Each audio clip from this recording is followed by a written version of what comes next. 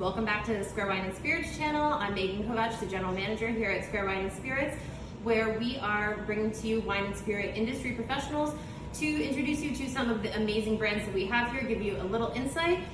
Today we have Matt Riordan, who's the Sales Manager of Barking Irons Spirits, more specifically their Applejack. You might know we've been carrying them for quite a long time. Thanks for joining us today, Matt. As you know, we are all about the masks here, but just so you can hear us a little bit better, we are going to disrobe so you can see our beautiful smiles. Stick these away. So, Matt, you are a native New Yorker, I believe. Is that correct? I am. Originally, I'm from Long Island, but I moved to the city in 2007 to go to performing arts school. Ooh. Watch out, we have an actor on our hands, guys. So this is a very specific New York-centric brand. We have a native New Yorker here, and as you know, I have very strong feelings about how New Yorkers love to pick apples. So this is, we're all about the apples here today. We are. Right? Am I right? Yes, we are.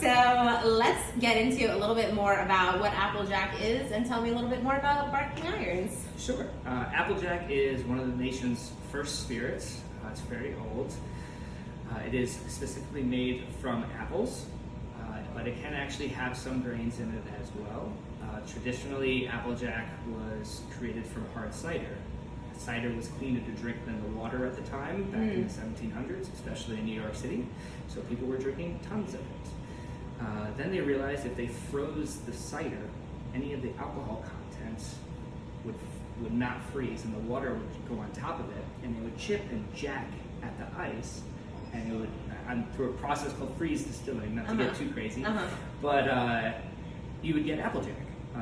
It's pretty alcoholic, right? Yeah, it would be pretty potent, and yeah. people get really screwed up on it. Loopy, right? Yeah. So that's kind of the history.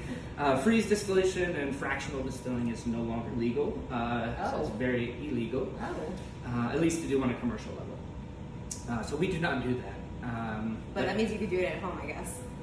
Oh, don't do it at home. Well, you can, I guess.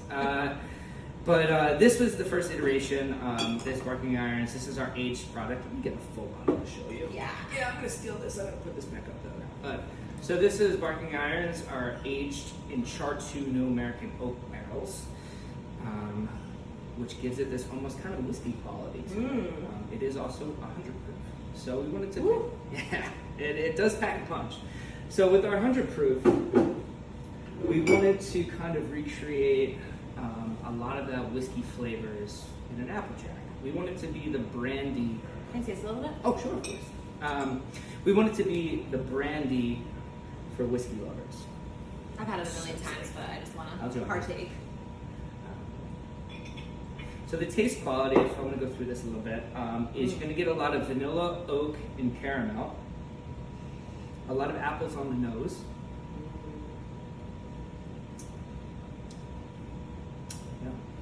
And it packs just a little bit of punch because it is that 100 proof. So with little bit. Well, with our distillation process, we use 3 different types of apples. There's other Applejacks out there that does use grain, which are great and fantastic.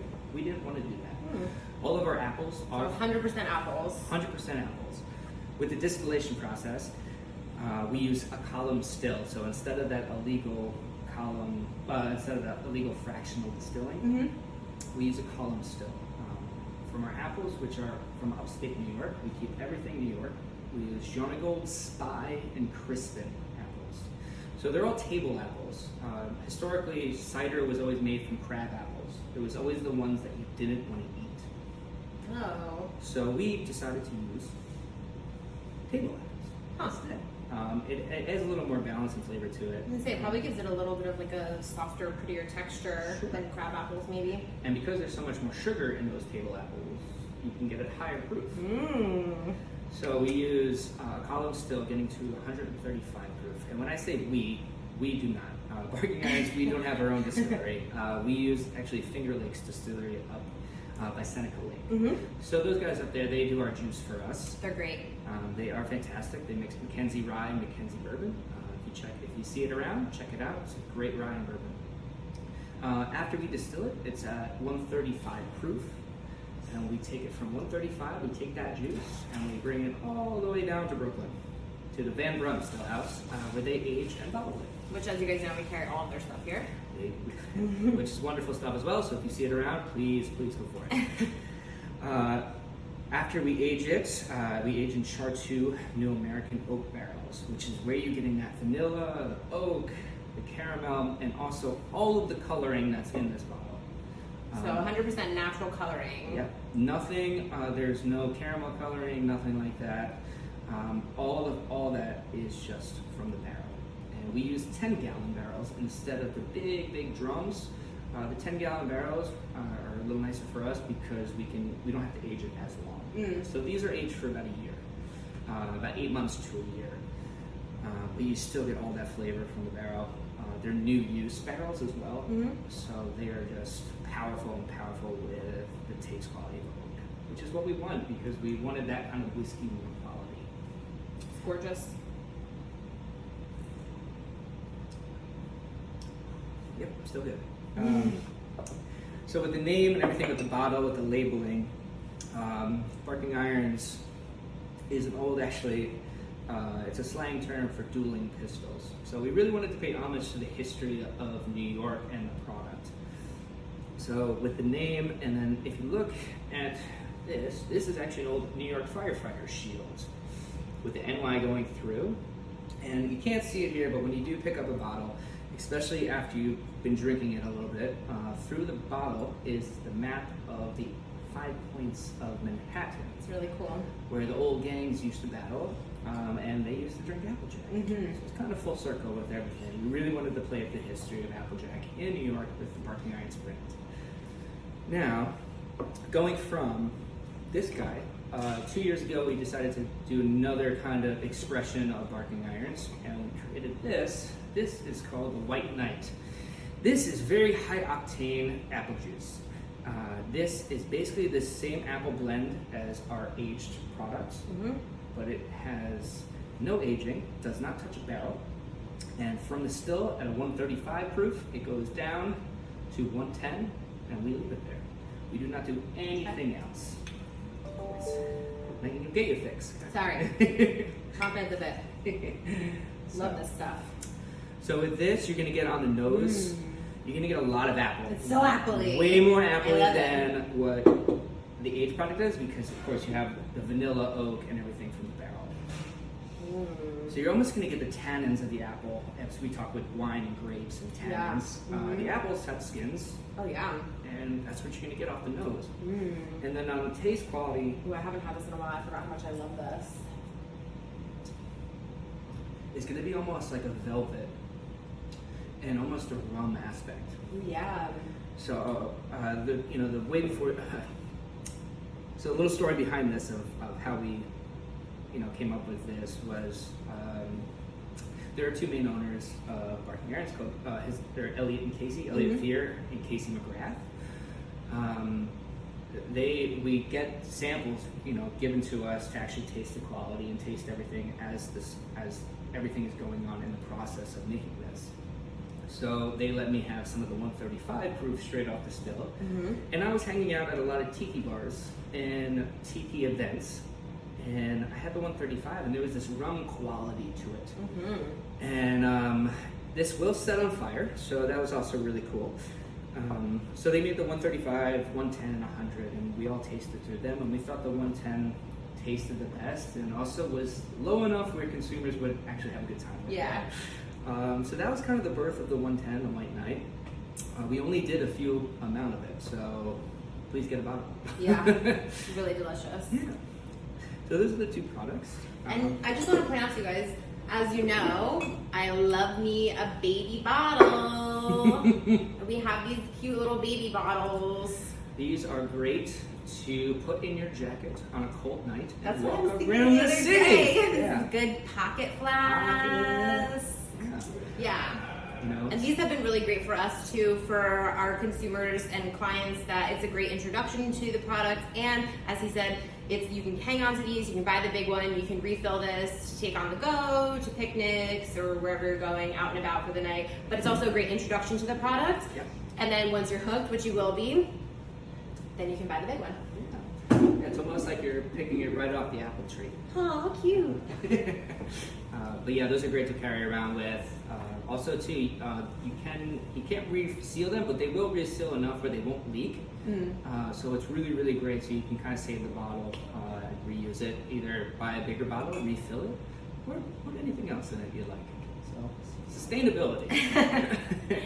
And just as a reminder, you guys, this is a super New York centric product, and it is great for this time of year. It's great all year round, but it's specifically great during the autumn and during Thanksgiving. It makes a great gift. We can put together little baskets for you guys. We're gonna use some other New York brands to make our cocktails today. We can ship spirits in New York State, so if you're not in LIC or if you're not in New York City right now and you need us to ship anything to you, we can ship all these products to you. You can just hop on SquareWine.com or email me at tastings@SquareWine.com and we can ship all this stuff to you. It is well worth it, I promise you that. Should we go into some cocktails? First I want to talk about the presidents. Oh, okay, yeah. So, Matt, I should tell you that I was doing some research before you got here, and I don't know if you know this, you probably do, because you sell Applejack for a living. So the Applejack was actually, I guess, I don't know if you say founded, but was started being made by a Scotsman who brought it here. He emigrated to New York, but he settled in New Jersey, my favorite place, as you guys know. She's from there. I'm from there. Did you know that? I'm from there. So he settled in New Jersey, and he actually was the person that started making Applejack. And I don't know if you guys know this, but it is a presidential drink. LBJ, it was his favorite drink. FDR, he used to put a splash of it in his martinis, right? Yeah. Who else? I mean, most of the founding fathers did. Most of the founding fathers did, okay? And it's an election year, so I don't know, drink Applejack. Maybe you can be a president too. Apparently anybody can be a president. So wear a mask, go vote, drink Applejack. Yeah. And Johnny Appleseed. Oh, Johnny Appleseed. Duh, we forgot about him. He did not plant apple seeds to eat. He planted them to drink. So that's a little bit of something for you too as well. Apparently, like clean water and like old-timey time and alcohol have a lot to do with each other. Yes. So. Also, what did they do? How did it work? Yeah. Exactly. That's another conversation. Yeah, altogether, that's true. Oh, and one other little fact that I found out was that Lincoln used to pour. People don't know this, but President Lincoln was a bartender. Ooh, I did not know that. Yes, he was a bartender. He was a licensed bartender. Apparently a licensed bartender was a thing back in the day. So President Lincoln was a licensed bartender. He owned a bar. I forget, the name is slipping me right now. And he used to serve Applejack at his bar that he owned. Yeah. That was something else I found on my research. So you learn something new every day. Well, the Jack Rose was one of the original traditional cocktails, and that was with Applejack, cherry like juice or grenadine, house-made grenadine, and lemon juice. And that was a very classic, really delicious classic cocktail. And then also there was the American Trilogy, which was an old-fashioned, which we're actually going to make. But it's just a little flip, so it has Applejack and rye whiskey split-based. So, but that was a very classic cocktail as well. So shall we do some cocktails? On that note, let's make some cocktails. I know you're supposed to make cocktails. So great. So the first one we're going to do is a spin-off of an old fashioned. We like to call it the bold fashion because we are using 100 proof. So what I like to do is in this medicine glass, I'm gonna make some space right here real quick. We're gonna do, you can find all these recipes and some more at barkingironspirits.com. And please give us a follow on Instagram. We post. What we want to do to make the bold fashion is we want to use, let's see, that's a half ounce. So we're going to use 1.5. Got my hand there. 1.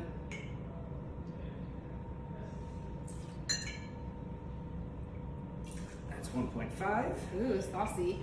And then we're going to use, and so regular old fashions will have just regular sugar cubes or something. We like to keep fall with maple syrup. Ooh. Yeah.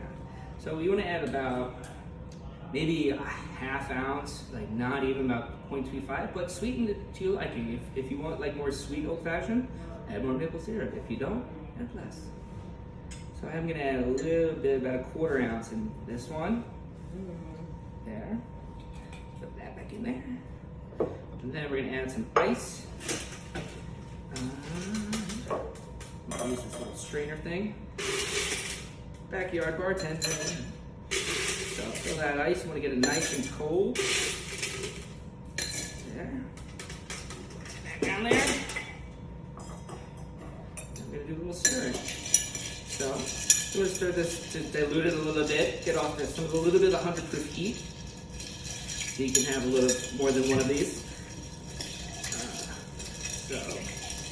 And as usual, since as I always tell you guys, I'm not a great mixodymiologist, so therefore, super simple cocktails, simple ingredients, you can use at home, everything that we have at SquareWine, everything you can get at your local grocery store, nothing crazy. So what I like to do is do it over fresh ice. You don't have to. If you're fancy and you have a big cube at home, use that because that's we have those right? trays here. Ooh, yeah. So let's see if I can do this one. Not doing that. There we go. Great. So we're gonna fill that up. Pretty. Perfect. And then we're gonna finish it off. Put that down there so it's like the shot. A little orange. You can use any kind of garnish you want, but you want to get the juices a little bit. So you want to squeeze it. Squeeze, get the oils out. Ooh, get it out. And then what we're gonna do is with another one, we're gonna garnish that like that. And then what I like to do is to go with the false spirit. This is ginger bitters, which is sold here. Also sold here. Yeah, so just add a little bit. Maybe 1, 2, that's all you need, just for the effervescence of the ginger on the nose. And then you're gonna have a good cocktail. I'm sorry I only made 1. I should have made 2. But how about you have this one? Okay. And then I'm gonna have the 110 one. Chin chin. Yeah, see how it tastes. Ooh, I love the maple syrup and the ginger. Yeah. Works really well.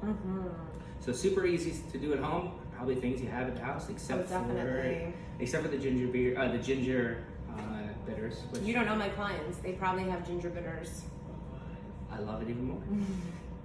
So let's go into the White Knight cocktail. So this is based off a mule, which everyone pretty much has had. Vodka mule. I like to call this the New York Octane Mule because it is you're dealing with 110 proof. So what I like to do is in a shaker tin, because we're going to shake this up a little bit.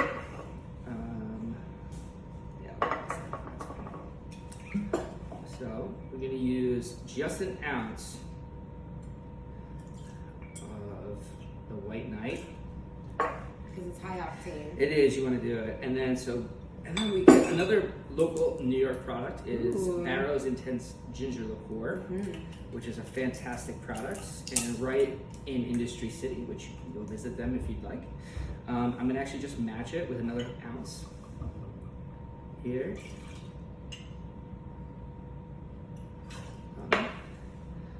After that, we're going to add some ice. All we're going to do is shake it up a little bit. That is very watery. That's okay. I'm gonna have some tongs. Backyard bartending!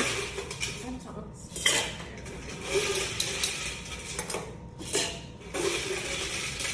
So, get ice a little bit, and then what we're going to do is shake that puppy up. Shake that up.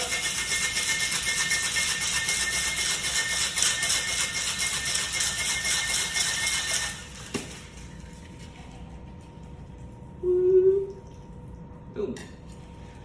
So, you don't have to put new ice in this one. If you want to, you can. But we'll do that. And then we're going to add a little Canadian Dry. Super simple. Oh God, don't explode. Okay, it looked like it was going to. It's okay. If anybody has watched my cocktail or virtual cocktail classes, I always make everything go everywhere. So. But this cocktail, sorry, I should have done this put it here. That's okay. That's okay. With this cocktail, you can garnish it with a lime, an apple slice if you like. Oh, that's Because cute. the apple's going to come out really well. But yeah, let's see. Good. Perfect. Yeah, perfect. It's really great. You're going to get a lot of the apple. The ginger spice is going to come through because this is actually quite spicy. And the seltzer is just going to even everything out and balance it out. You could add a little lime juice as well to it to make it a little more citrusy. You don't have to. Keep it simple. Keep it simple. It's really nice. Yeah. So, well, cheers. Chin chin. Thanks for coming. No problem. All right, so to finish this out, I have one last question for you, Matt. Okay. What's Darth Vader's favorite apple? Oh God, I'm a Star Wars person too. Apparently not. I don't know. It's the Empire apple. I'm from New Obviously. York, too. Oh. Well, thank you so much, everybody, for watching. And I will put all of the drink recipes in the credits and also a little coupon code for Barking Irons. We have it here all year round, although these are great autumn, Halloween, Thanksgiving cocktails, and great for making little local gifts for all your friends and family. And we'll see you next time for our next video. Thanks, Matt. No problem. Thank you, guys. Cheers.